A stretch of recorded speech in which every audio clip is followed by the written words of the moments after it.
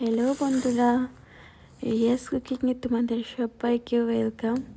আজকে আমি বানাবো সুজি দিয়ে ক্ষীরের পাটিসাপটা।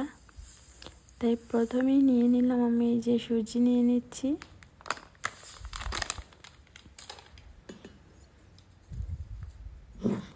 এক কাপের মতো আমি সুজি নিয়ে নিয়েছি।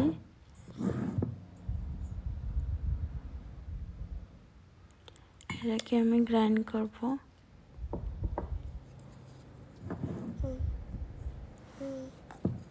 আমি আজকে প্রথম পিঠা বানাচ্ছি, আমি কোনোদিনও পিঠা বানাইনি, তো দেখা যাক কীরকম হয়। এই তো আমি গ্রাইন্ড করে নিয়েছি সুজিকে। এখন সুজির মধ্যে দিয়ে দেবো 1 কাপ ময়দা, আধা কাপ চিনি দিয়ে দুধ দিয়ে ভালোভাবে মিক্স করে নেব। ভালোভাবে মিক্স করে 20 মিনিটের জন্য ঢাকা দিয়ে রেখে দেব। আর এদিকে আমি ক্ষীরের জন্য কড়াইতে দুধ জাল দিব। এই যে এখানে 300 গ্রামের দুধের মতো নিয়েছি, এটা 200 গ্রাম হতে হবে জাল দিয়ে। তারপর চিনি আমি সামান্য দেবো, কারণ এটাতে আমি গুড় মিশাবো। আমি গুড় দিয়ে ক্ষীর বানাবো। হ্যাঁ, এই যে গুড় দিয়ে দিলাম। তারপর এটাতে দিব নারকেলের গুঁড়ো,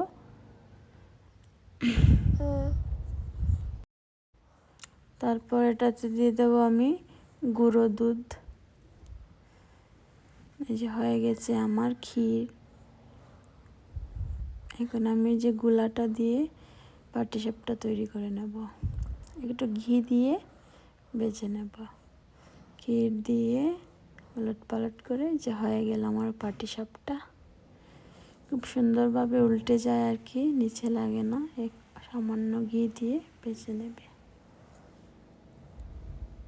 আমার তো বিশ্বাসই হচ্ছে না যে আমি প্রথমবার বানাচ্ছি আর এত সুন্দর হয়ে যাচ্ছে। আমি খুব খুশি। এই যে আমি 2-3টা বানিয়ে দেখাচ্ছি, তোমরা বানালে খুব ইজি তরিকাতে হয়ে যায়। এখন আমি যে দুধের শিরাতে দেবো, তাই দুধ চাল দিয়ে নেব। দুধের মধ্যে দিয়ে দেবো কিছু এলাইচি, কিছু কাজু বাদাম, চিনি, কিশমিশ দিয়ে ভালোভাবে জাল দিয়ে দেব দুধটাকে। তারপর আমি পিঠাগুলো দিয়ে দেব। হয়ে গেছে আমার রেডি। টান টান।